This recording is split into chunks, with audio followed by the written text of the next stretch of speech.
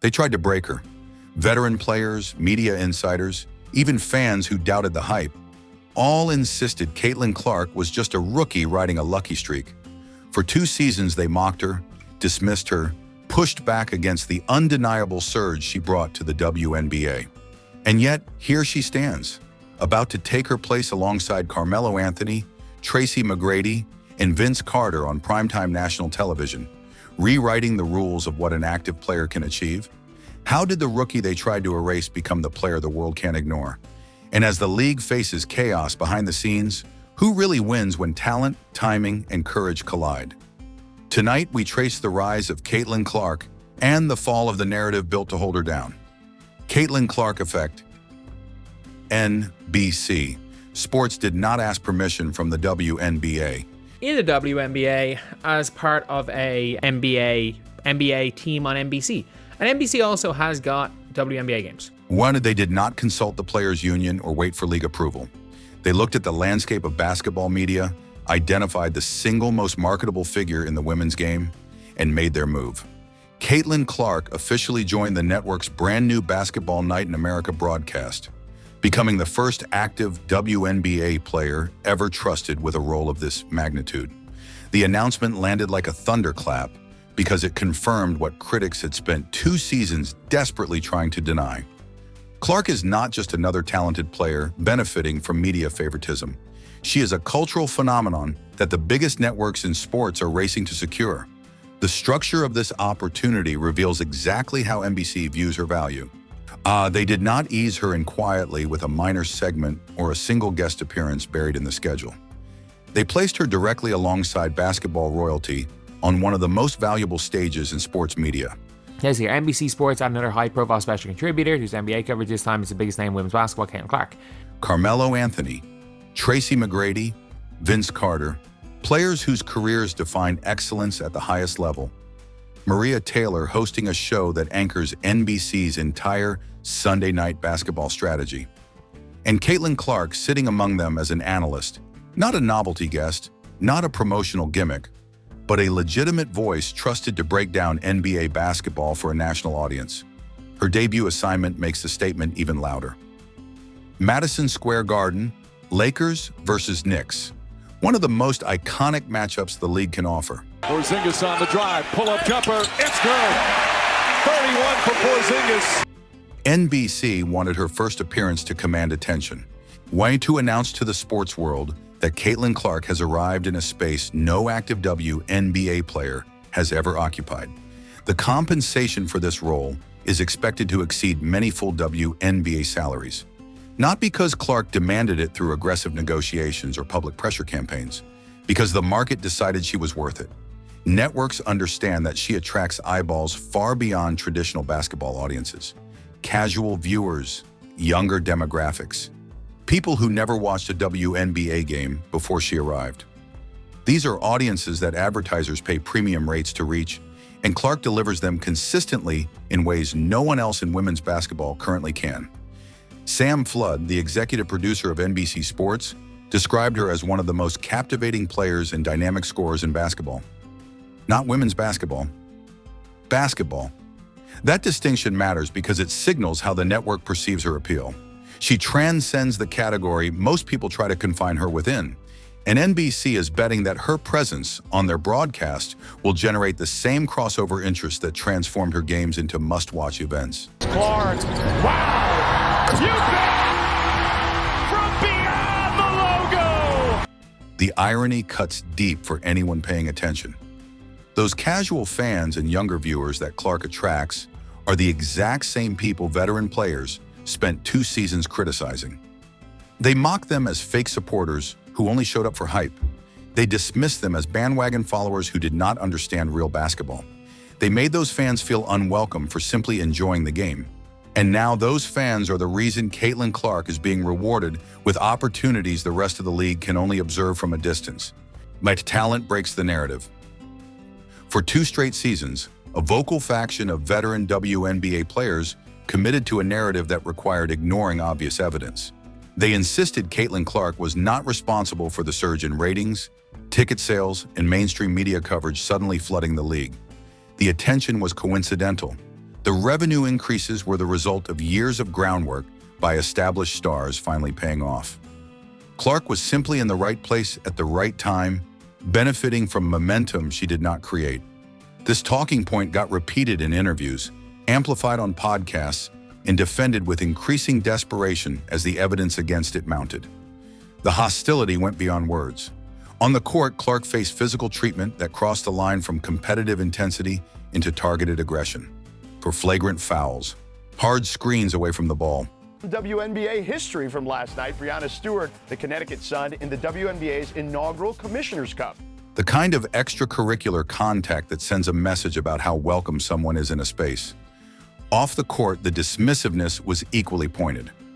Eye rolls when her name came up in press conferences, sarcastic comments about media obsession, a consistent effort to minimize her impact and frame the attention she received as unearned favoritism rather than recognition of genuine excellence. The gatekeeping extended to fans themselves. Veterans complained publicly about people only showing up to watch one player. They questioned the authenticity of new supporters who discovered the league through Clark's games. They created an atmosphere that punished enthusiasm rather than cultivating it. And they did all of this while claiming to want growth, expansion, and mainstream acceptance for women's basketball. Now those same veterans are watching Caitlin Clark sit comfortably alongside Hall of Famers on national television while they wave inflatable rats outside league offices during stalled labor negotiations. The contrast could not be more damaging to their credibility, because every dismissive interview, every eye roll, every claim that Clark had nothing to do with increased revenue now looks like jealousy exposed rather than legitimate criticism defended. I was slow to make that judgment that every player in the WNBA is jealous of Caitlin Clark. NBC did not need a committee or a union vote to recognize what fans already knew. They looked at the data, measured the cultural impact, and acted accordingly. The network's decision validates what critics spent 2 years denying. Caitlin Clark moves the needle in ways no one else currently can. Coming in that reality makes a lot of powerful people very uncomfortable. The chaos behind the scenes.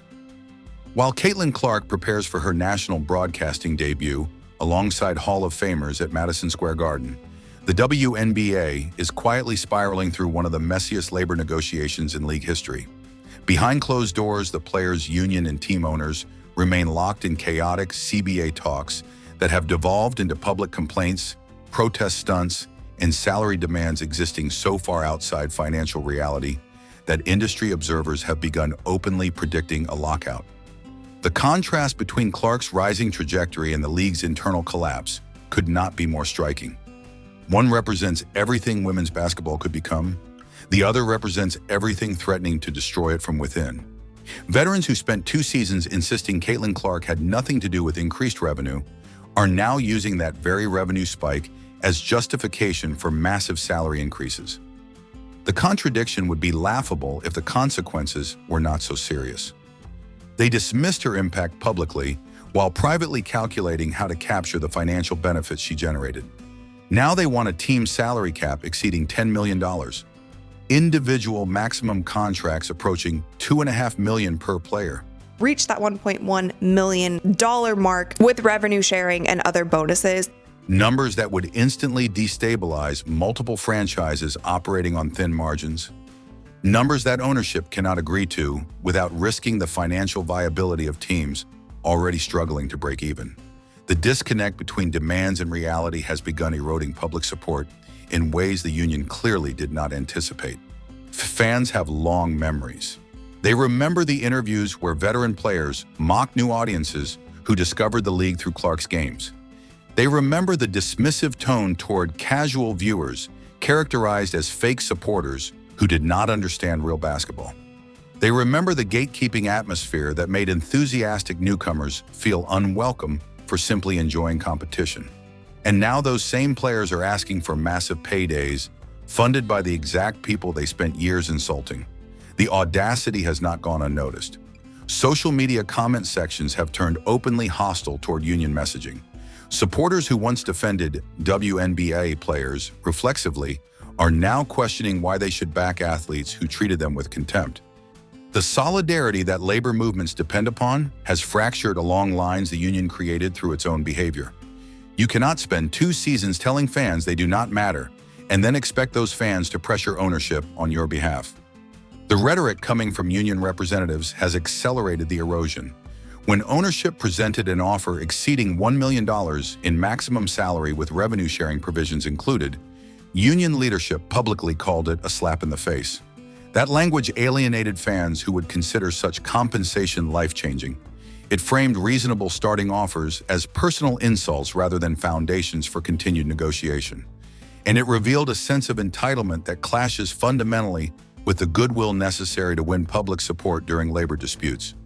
Industry analysts have begun warning openly that players risk losing audience sympathy. They need to pressure ownership effectively. The math is simple.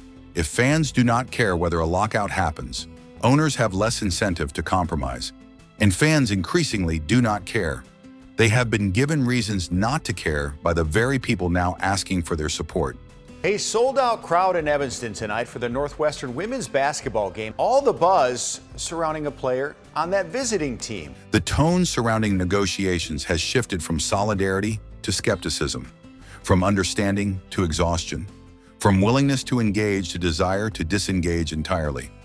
Every passing week of stalled talks damages the perception that this fight is about fairness rather than greed. Every inflammatory statement from union leadership pushes casual observers further toward indifference. The timing makes everything worse. Caitlin Clark ascending to elite media circles while veterans wave inflatable rats outside league offices creates imagery that defines the narrative whether union leadership likes it or not. One path looks like growth, professionalism, and mainstream acceptance. The other path looks like chaos, entitlement, and self-destruction. Fans see both paths clearly, and they are drawing conclusions about which one deserves support. The chaos behind the scenes is no longer contained behind the scenes. It has spilled into public view where it damages the league's reputation with every news cycle. And the people responsible for that chaos seem either unwilling or unable to recognize how much credibility they are burning while the world watches. It's conflict of interest, scandal. The chaos surrounding CBA negotiations started looking less like incompetence and more like something deliberately orchestrated when fans discovered a massive conflict of interest buried at the top of union leadership. Two of the most powerful figures inside the WNBA Players Association are simultaneously building and profiting from a competing professional basketball league. Breanna Stewart and Napheesa Collier do not just hold leadership roles within the union representing WNBA players, they also co-own and actively promote Unrivaled, a rival league that directly targets WNBA players, sponsors, media attention, and the very audiences the WNBA desperately needs to retain. This creates a situation so compromised that the implications are staggering. Will the people negotiating on behalf of WNBA players stand to benefit personally if those negotiations collapse entirely? Think about what that means. If the WNBA struggles through a prolonged lockout or labor dispute, Unrivaled gains immediate leverage. Players searching for alternatives suddenly have somewhere to go. Sponsors questioning WNBA stability have another option demanding their attention. Media partners frustrated by uncertainty can redirect coverage elsewhere without losing access to professional women's basketball entirely. The worse things get for the WNBA, the better the competitive environment becomes for a league owned by the very people leading union negotiations. Caitlin Clark to be on the Big Three because she's going to really help in so many different ways and bring the WNBA into a new level. Once fans fully understood this dynamic, the tone online shifted from confusion to outright fury. Because suddenly the stalled negotiations stopped feeling like unfortunate deadlock and started feeling like calculated strategy. Every unrealistic demand that ownership could never meet. Every inflammatory statement guaranteed to poison goodwill. Every refusal to compromise on terms that other leagues would consider generous. All of it started looking like moves designed to ensure failure rather than achieve resolution. Supporters began asking questions that union leadership cannot answer comfortably. Why are the people negotiating for WNBA players simultaneously promoting a rival league during active labor talks? Why do they appear more energized discussing opportunities elsewhere than fixing the league they supposedly represent? Why should anyone believe these negotiations prioritize player welfare when personal business interests are so obviously intertwined with outcomes? The scandal transformed public perception of the entire negotiation process almost overnight. What might have been viewed sympathetically as players fighting for fair compensation now looks increasingly like insiders manipulating outcomes for personal enrichment. The framing shifted from labor rights to self-dealing, from solidarity to suspicion, from a fight worth supporting to a scheme worth exposing. Sophie Cunningham, a WNBA player herself, and someone with direct knowledge of internal dynamics, acknowledged publicly that she sees the conflict of interest between union leadership and their ownership stakes in a competing league. When active players within the union are openly questioning the motivations of their own representatives, something has gone catastrophically wrong with the process. Every week that negotiations remain stalled adds fuel to the backlash. Every interview where Stewart or Collier promotes unrivaled while CBA talks flounder deepens the perception that personal profit matters more than collective progress. Every unrealistic demand that ensures deadlock looks less like aggressive negotiation and more like sabotage with plausible deniability. The damage extends beyond this single negotiation cycle. Trust has been shattered in ways that will take years to rebuild. Players who believe their union fought exclusively for their interests now wonder whose interests actually come first. If fans who wanted to support labor during disputes now question whether their support enables manipulation rather than justice. And the league itself faces an existential question. How do you negotiate in good faith with leadership that profits from your failure? The conflict of interest scandal has not just stalled talks, it has poisoned the foundation those talks require to succeed. Excellence versus entitlement. Caitlin Clark's NBC deal did not just mark a personal milestone. Caitlin Clark has joined NBC as a special contributor to his Basketball Night in America pregame show, which will air prior to Sunday Night Basketball series, which begins this weekend. It exposed the fundamental difference between building something and trying to force it. While significant portions of the league remain tangled in ego, entitlement, and conflicts of interest, Clark keeps moving forward by doing the one thing that actually creates leverage, delivering value that people want to invest in. She did not need to threaten a season to secure this opportunity. She did not shame fans or stage protests or demand recognition through public pressure campaigns. She earned her seat through excellence, professionalism, and consistency that networks can monetize without hesitation. The market rewarded her because she made herself undeniable. A record-breaking college career that shattered scoring records and filled arenas across the country. Immediate WNBA impact that translated collegiate dominance into professional relevance. Cultural reach that transcends basketball entirely and pulls in audiences who never cared about the sport before she arrived. Clark understood instinctively what her critics failed to grasp. Leverage comes from being valuable, not from demanding that value be assigned.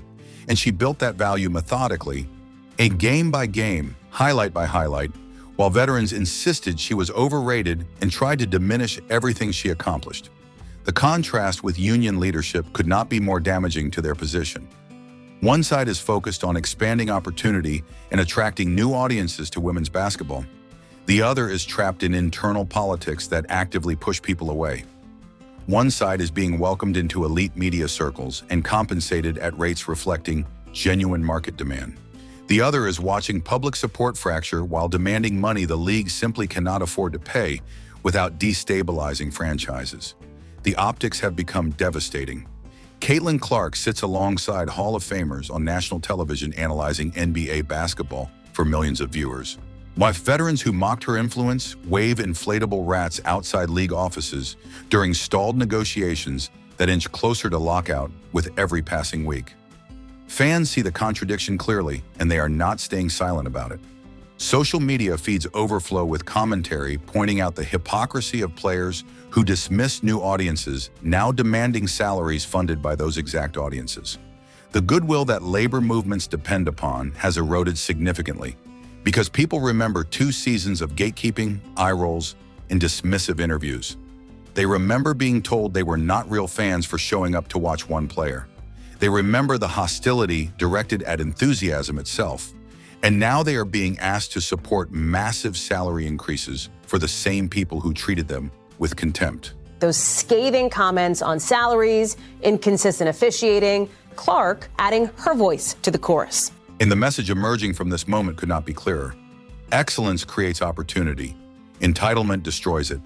Clark never needed validation from veterans who resented her presence. She never needed their approval or their blessing or their acknowledgement that she belonged.